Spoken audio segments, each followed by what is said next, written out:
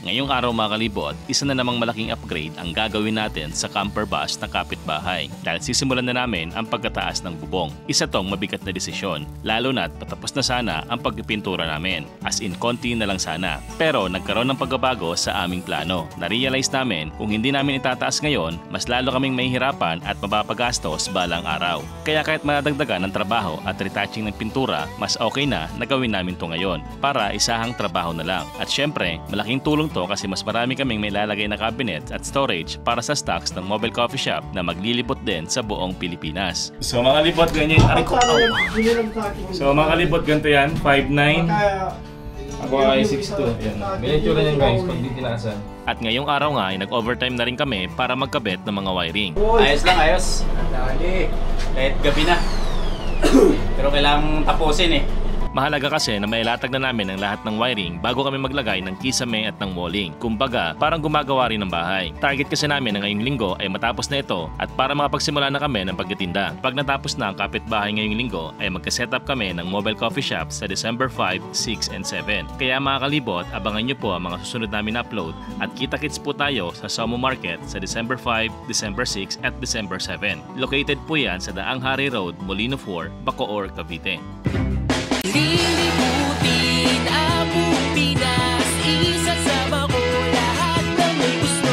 Pagdating ko dyan sa probinsya nyo, dapat ready na lahat ng mga gamit mo.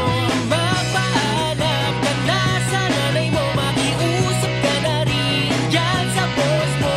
Lalong-lalo na pati sa jowa mo, kasi aalis tayo kahit saan mo gusto. Abutin man tayo sa dulo ng mundo, di ka magsisisi, pangako yan sa'yo.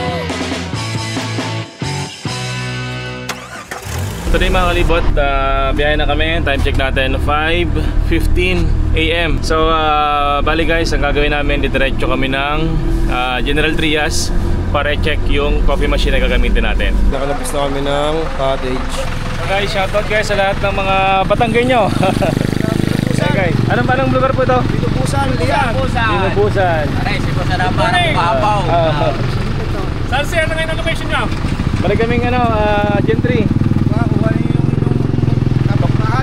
Thank you. Okay po. Bumiyahe na agad kami papunta sa General Trias, Cavite. May nakita kasi kaming nag-post sa isang group online at binibenta raw nila ang Italian coffee machine nila sa sobrang mababang presyo. Sila raw ay paalis na papuntang abroad at mas pinili nila na ibenta na lang ito kesa naman mapatampak lang at hindi na raw magamit. And the sun is out of sight. I guess I'm living in the dark age. Because I sure can't see no light. Ever since you left for nothing but a cloudy sky. And there's no day, there's only night. I try to make this world a little brighter. The flame was put to rest. Now everything is covered in blue. And my heart is put to the test. I guess I'm living in the dark age. Hey, because I sure can't see no light. Ever since you left for nothing but a cloudy sky. And there's no day, there's only night. Yeah. Pagdating namin dito, pinagtimpla agad nila kami ng kape gamit yung coffee machine na binibenta nila. Yung dati art, yan ang pinakamahirap. H&S, gagamit tayo na. Ay, yun yung gusto ko. Yung pwedeng mandaya. Pag sira, dadayain. Paano ba ang tamang pag-inom ng latte? Kahit ano, sir. Pwede makaluin kasi. Kasi parang nakapanghinayang, you know? Pero maganda ata pag hinahalo kasi yung taste niya. Actually, yung kape niya is nasa ibabaw. Mga guys, ulit na natin. Sorry.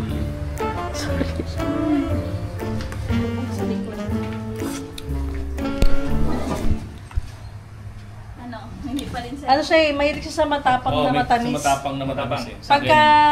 Sa personal preference ko, kulang siya. Pero feeling ko, baka hindi pwede yung preference ko sa pangtinda natin. Hindi kasi ano po kayo Hindi pwede flavor ante. Okay. Kumbaga hindi siya pang masa. Pinatikim rin nila kami ng iba't ibang blends, tinuruan ng ibang techniques, at pati nga mga tips na galing sa experience nila ay binuhos nila lahat. At ang nakakatuwa pa, sila pala ay followers namin. Ramdam na ramdam namin yung suporta nila sa ginagawa naming kapitbahay project. Pa-order po ng isang banal. Pwede. Holy in English. Yung ano niya guys, yung amoy niya, Matcha ba to? yung binibigay sa ano, after magpamassage. Ficus and oil. Para ka talagang parang lilinis yung soul mo dito. Wala o ano. Lagay ko na dito kung kaya. Ala, ganito yung mapipil mo. So pag Sunday, mag-offer kami ng ganito after church. Magiging bestseller yan. So wakas mga kalibot ay meron na kaming coffee machine para sa camper bus na magiging mobile coffee shop. Matagal-tagal na rin kami naghahanap nito. At grabe, ibang level talaga yung saya namin ngayon. Ang gagamitin pala namin na gatas ay ang outside. Nag-invite nga pala sila Sir Pay na mga kaibigan niya para taga-tikim sa mga kape na tinitimpla namin. Tapos nag-bake na nga rin si Ate Ying para may kapares ang kape. Yung machine na pala ito mga kalibot, ang original price daw niyan ay lagpas 400,000 pesos. Pero binigay nila sa amin ng sobrang mura at wala pa sa kalahati. At hindi lang yan, willing pa raw silang tumulong sa amin pag opening day ng mobile coffee shop. Grabe guys, ramdam na ramdam namin yung kabaitan nila. Ngayon guys, gagawa sila ng 6 na Spanish latte. Ayun o. Yan yung mga customer natin, kunwari.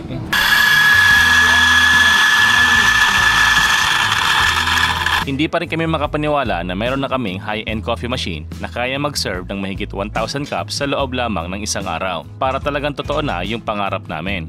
Maraming salamat po kina Sir Pay at Ate Ying at sa mga kaibigan nyo. Sa tiwala po, sa suporta at sa lahat ng itinuro nyo sa amin. Kaya mga kalibot, unti-unti nang nabubuo ang kapitbahay. At malapit na malapit nyo nang makita ito at abangan nyo po dahil malapit nyo nang matikman ang kape ng kapitbahay. So makalat pa mga kalibot, bumili ako ng propilo pang Christmas, garlands, kinakabit namin. So abangan nyo ang finished product ng aming simple Christmas decor. Kasama natin si Benedict. So good morning guys, bagong araw ulit tayo ng paggawa ng bahay jeep natin. And today magsisimula tayo ng pagtaas ng bubong ng ating mobile coffee shop.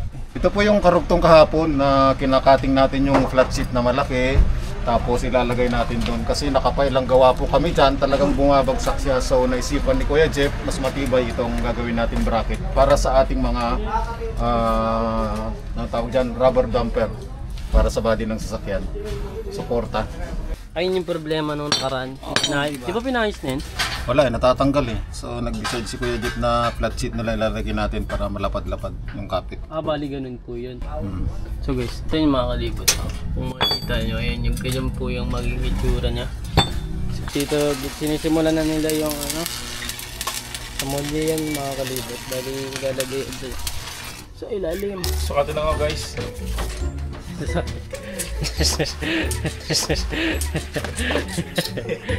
Bali ito si Sukatin Kuya. ka ng t-shirt para pag may akong t-shirt.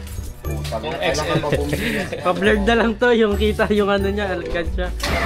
Sinama mo ko. Surprise pwede ba yun kasama ka? Bali, anong gagawin mo dito? Kaya Roger. Shield ng ilaw. Ayun sa gilid. Backlight. So guys, ito, ginagawa po ito ni Mang Roger. Ako dating ilaw ay pinalitan natin ng ibang design. Pinapalitan ni ate. Tapos, ayan po, ganyan po magiging itsura niya pag ano. Kaya atras pa! Tatlong bilog. Pwede ka rin parang latero kay Roger eh. Oops! Guys, so, Mang Roger lang gumawa niya. Guys, so magkatabi na yung bahay jeep po. Tsaka ito. So bali guys, sinatras lang tong bus kasi dito hindi maabot yung tatabasan. Bali sila kuya pala yung nagtatabas. Tayo matumba pa yan. So mga libot, ayun na. Papaitan ni Kermil kung paano niya kinakabit. Bali yung tinatanggal niya guys, yan yung example niya para makita din nila ate kung paano yung itsura.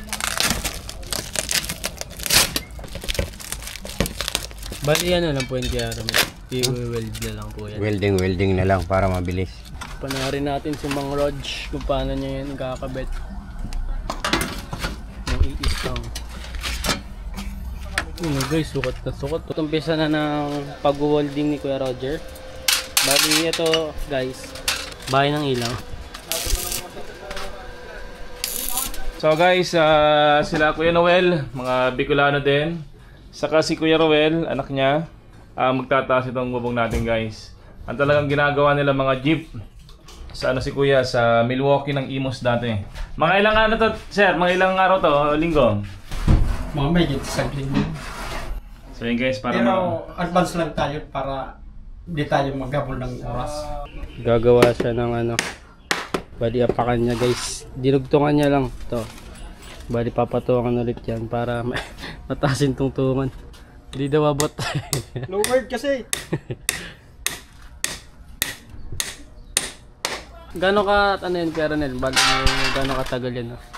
Bukas angat na yan. Bukas? Okay guys, wala nang tanggalin yung iba. Every day is a wonderful day. Who knows what we'll see? It could be anything, anything, anything, anything, anything, anything, anything, anything. Oh yeah.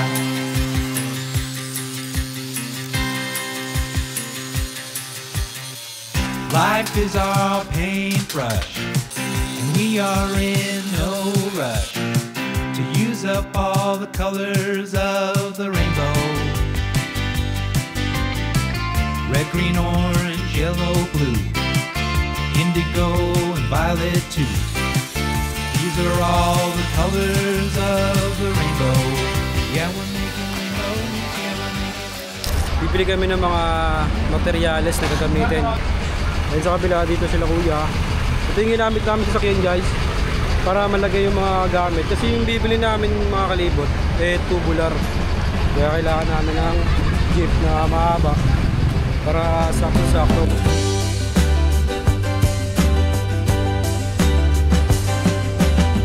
What about this self-confident girl?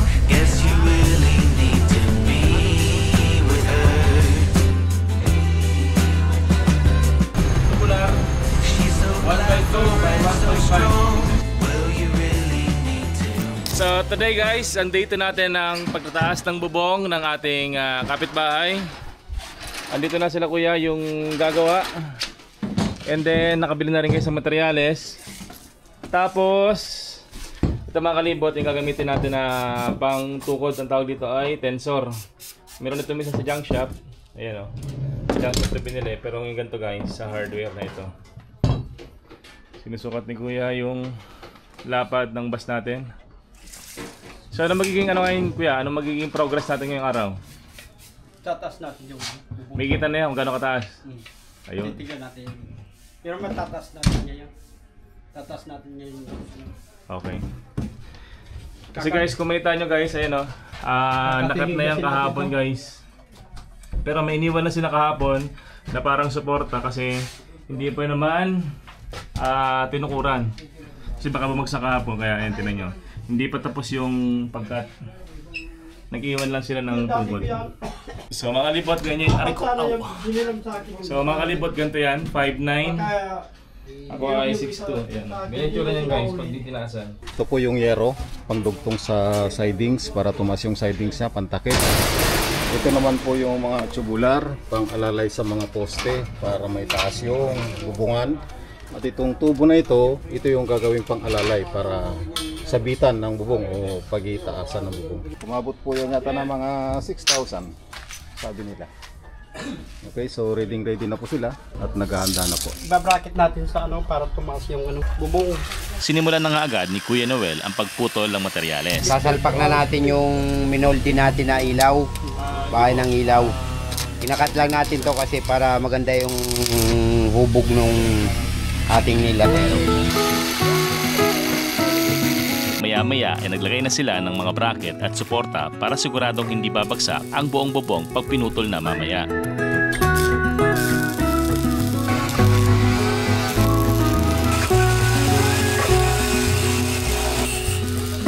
You recall when we we are At syempre, yung mga kapal na bakal, ginamitan na nga namin yan ng acetylene.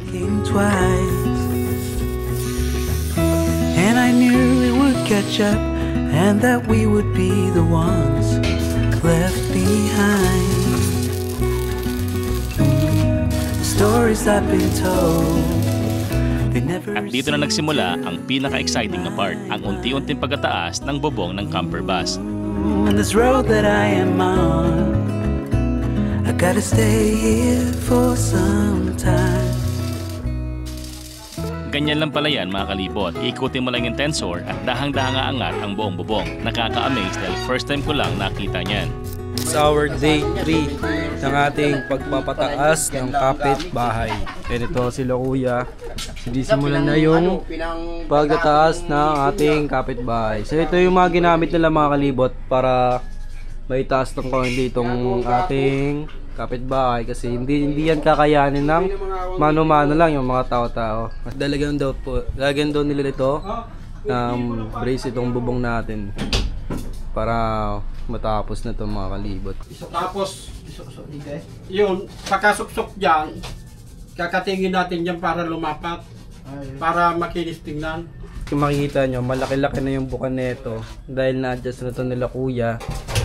Na-welding na rin nila to.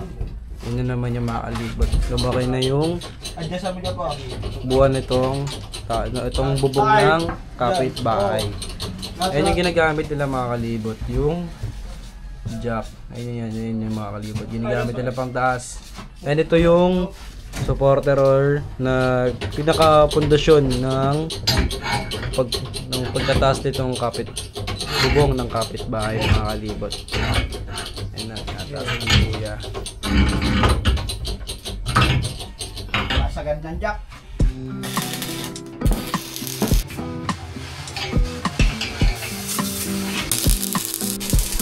Nataasan nila kuya yan ng 1 foot kasi kanina yung pinakita ko hindi pa siya masyadong buka talaga. Tutuloy na nila kuya yan dito.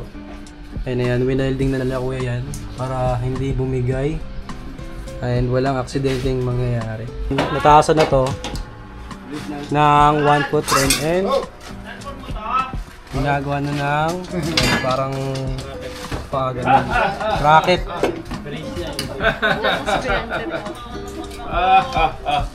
You know. Congratulations! Woohoo! Ilalagay pa ito ng ano, di ba? Ano? Sabi pa? Di na yung ano kuya. O sige, ano mo na babang Konting yuko na lang ano na lang, habang Diyos. pwede natin taas, pwede natin ibaba. Wala, ang isamin yan, ang ganyan lang naman yun. Dikit naman yung lab.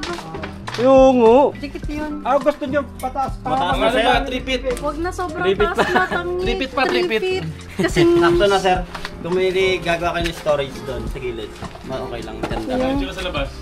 Ano nga metro yan? Nakajak pa. Metro. Magtataas pa ng feet eh. Tataas pa ang puwit, mababa pa ang puwit. Tenix lang tumaas. napataas ka pa. Hindi. Pwede tumaas yan, pwede mababa. Diyan na kayo sir, ako na dito. Sa akin okay na yung taas niya, pero kung gusto mong taasan, Oo, at matataas pa least natin. 2 inches na lang. Nagdesisyon kami na dagdagan pa ng 2 inches para sigurado na hindi ako nakayoko habang nagtitimpla ng kape. So guys, medyo maingay po ngayon. Nandito kami sa kwarto. Makikita nyo, may kurtina dito. Lalagyan ko ng kurtina to. Ito.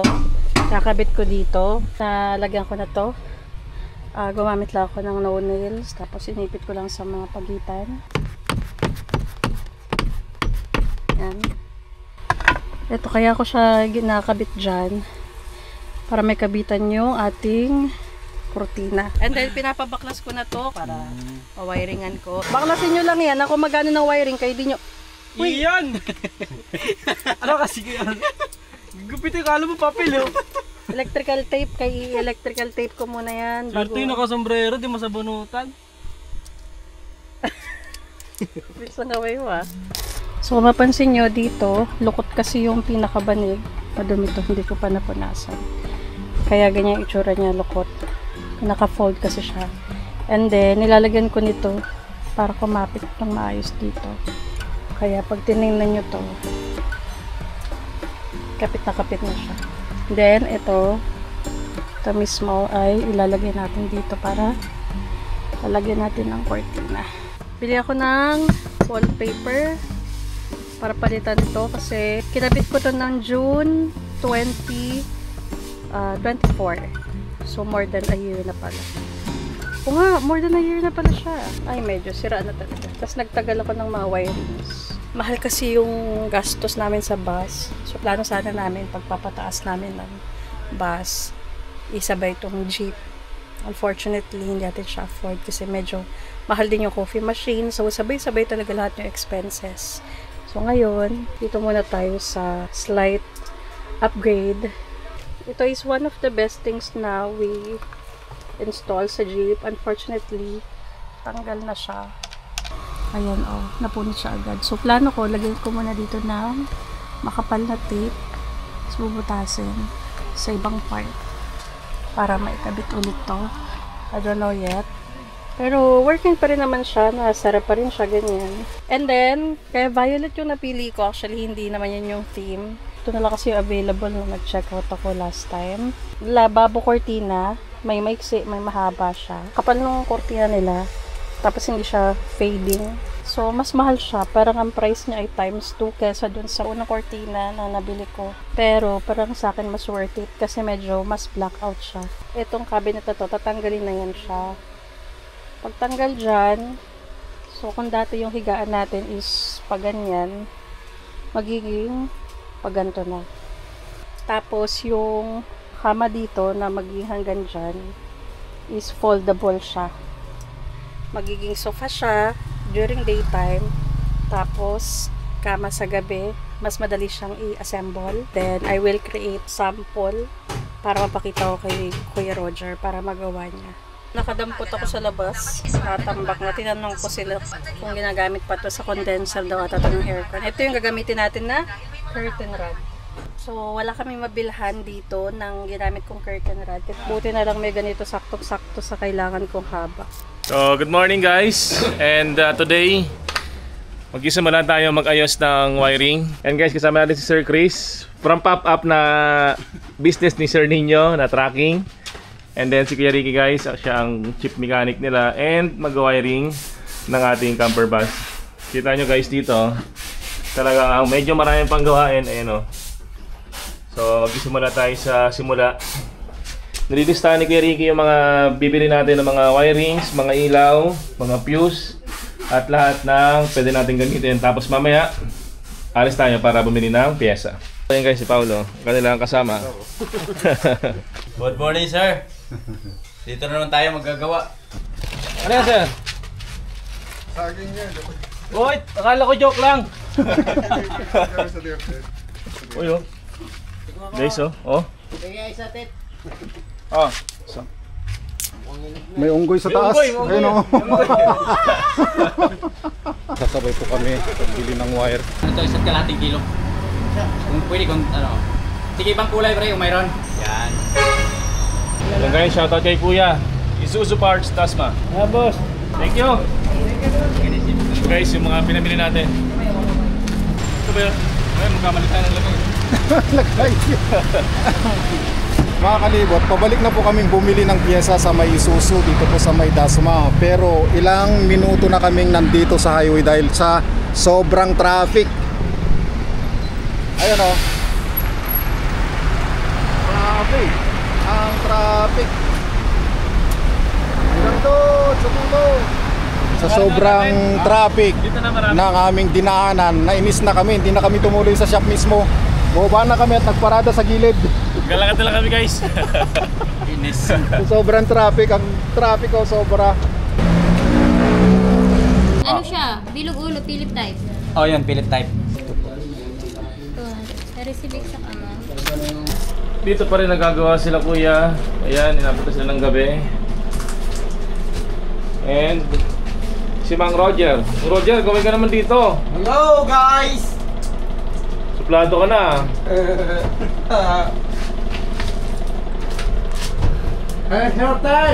Ito yung mga kinakabit nila yung ating van light. Kumusta? Ayos lang, ayos. Dali. Kahit gabi na. Pero kailangang tapusin eh. Ang linis ano? Parang walang wire guys. So, tinan nyo. Oh. Pero marami ng wire yan.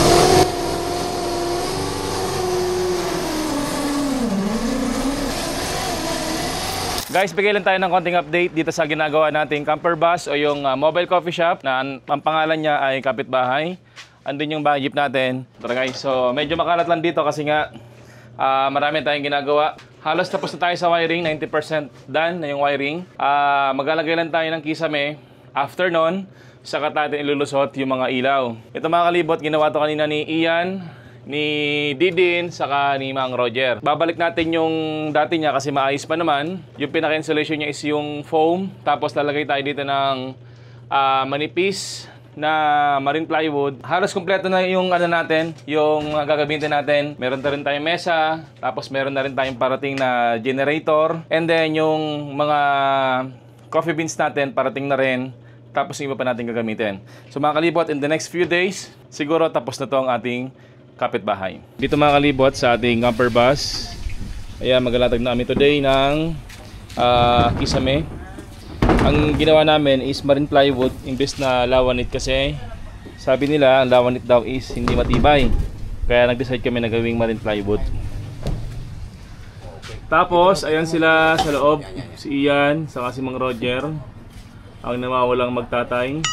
So sinusukat na namin guys kung paano ba magiging latag namin ng plywood.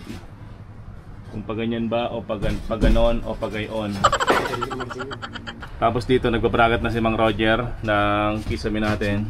Ito naman guys yung ginawa naming abang para sa magiging higaan o kwarto dito. Sa ngayon ay magiging lagayin muna yan ng mga stocks ng mobile coffee shop. Pero pag nakaipon na ulit ay i-upgrade namin yan para magkaroon dyan ng kwarto at aangat yung bubong para mas maging malawak. Lagyan natin to ng tent na natataas. So guys, ito yung gagamitin nating plywood para sa kisame natin. Marine plywood na medyo manipis. Ang ginamit nga pala namin dito ay marine plywood na pinakamanipis. Mas matibay kasi ito at pang mas matagalan kung ikukumpara sa lawanit. Gumamit nga lang kami dyan ng mga circular na bakal at kahoy para pang tukod sa mga plywood at para mas-screw namin sa bracket ng bubong. Natukod kasi magmamarking ako ng ilaw. Ito lang mo yan, papunta dito. Kasi abanti pa yan dito eh. Hindi, steady mo muna yan, tanggalin mo itong tubo. Ganun din gawin mo, gaya yung ginawa ni kuya mo.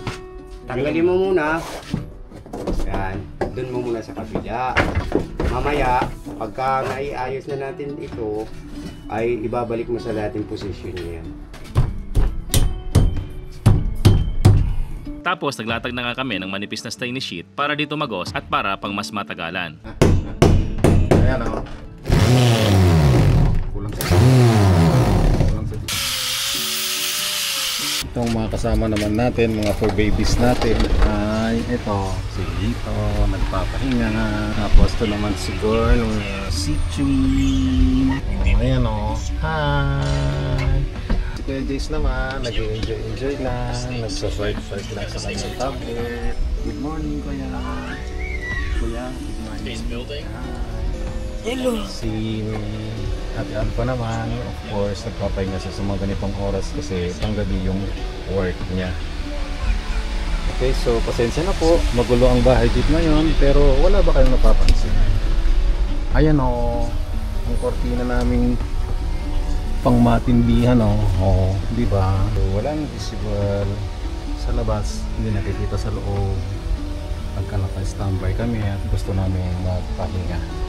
Of course, work of love yan ni Ma'am Alpha. Hindi pa niya naman. Dito, stay lang dyan. Stay. Dito pala kami ngayon, nakaparada of course, dito pa rin sa Langkaan, kay sina Sir Alan. At ito naman yung minibus natin na patuloy nilang ginagawa. Yan po mga kalibot, tuloy pa rin ang improvement, ang pagkabit ng ating mga ceiling. So kanina, nandun po sila sa part na yun. Ngayon, nandito naman na po sila. Maya-maya, inilabas na nga rin namin ang wiring para sa mga 12 volts na para sa ilaw at yung 220 volts naman para sa coffee machine, laptop, aircon at coffee grinder. Ating mga ceiling and walling. Walang sawang gumagawa si Kuya Roger. Hindi niya nararamdaman yung pagod dahil excited na siya natapusin namin itong minibus. Ito naman guys yung para sa ventilation hatch para sa bubong. Di namin yan tinakpan para magkaroon ng magandang circulation ng hangin sa loob. Testing natin guys kung pwede itong binutas ni Kaiyan. Kaiyan, ito yan. Uy! Ito po yung magiging pinaka kisame natin sa may taas. Ito yung pantapal sa may taas kasi mga kalibot, meron na tayo sa may gilid. Dito na natin yan itatapal mga kalibot. Kaya nagbutas tayo ng ilaw. Tsaka ito mga kalibot, ang purpose ito para dito yan mga kalibot. Ayan. Kaya tinabasa ni Kuya Roger itong taas natin. Dahil sayang kasi pag tinakpan natin to. Ang ganda ng purpose niya. If ever na mainit sa loob, pwede natin itong buksan para magkaroon ng hangin.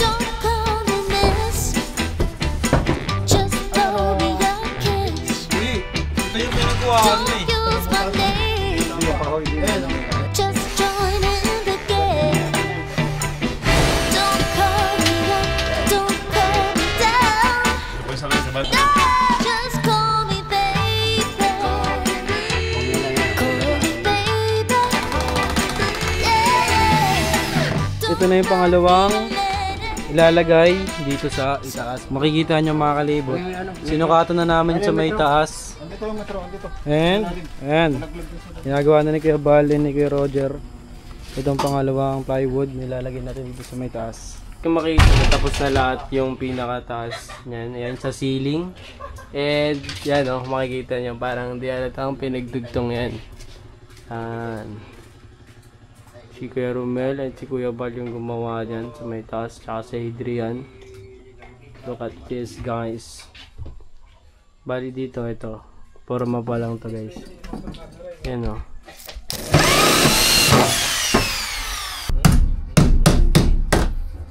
So guys, bali lahat na dito guys malapit na ito mapinish, sabay lalagyan pa ito ng ceiling. Nagbutas si Boss Roger dyan ng plywood para ikakabit dito sa may pinakadulo. Kaya niya binubutasan yung mga kalibot kasi maglalagay tayo dito ng ilaw. So sakto na yung sukat na yon, kaya binubutasan niya na. Yan na yan. Bali dalawa yung bubutasan niya. Tapos ilalapat niya na yan dito. Kasi kung makikita nyo, tapos na to, itong part na to. Pero may mga part pa dyan na mga kalibot na hindi pa natatapalan.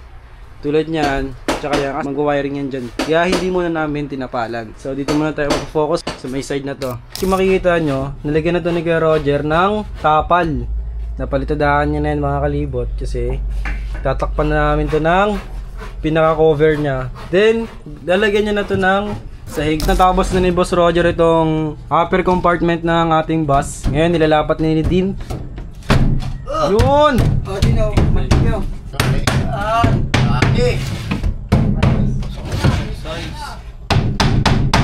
Kainan na. Ito na yung naging itsura ng ating compartment dito sa may bus. Ito na yan mga kalibot. Ayan. Lapat na yan. So bukas mga kalibot, talagyan na namin ito ng cover, itong ceiling. Then ito, lalagyan na ito ng cabinet ni Boss Roger. Then after nito, flooring na tayo. After nun, lalagyan na natin yung mga lababo dyan. Ayusin na natin yung mga kalibot.